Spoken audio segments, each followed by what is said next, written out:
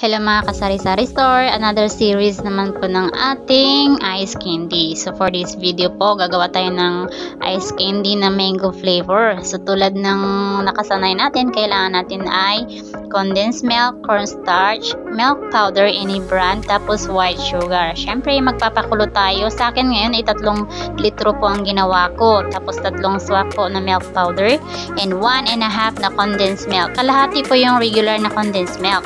Ang isa naman, yung malaki ay mango flavor. So yun po kasi ang flavor na gusto kong gawin ngayon.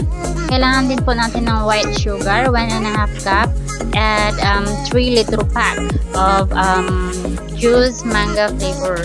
So instead of fresh fruits po ang gagamitin natin, ang ngayon po ay gagamitin natin yung juice po na powder. So tulad po ng basic, kailangan nating lutuin ang lahat ng ingredients except po sa juice. So magpakulo po tayo ng tubig tapos lutuin.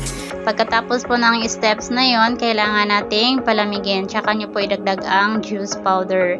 Make sure po na natunaw lahat ng powder. Dagdag po tamis yan and flavoring. Pag nahalo nyo na po lahat ng ingredients, saka nyo na po ibalot at ilagay sa freezer. I-freezer nyo po magdamag. The next day, meron na po kayong ice candy mango flavors. Yan na po. Thank you. Huwag kalimutang i-share at i-follow na lang po for more videos.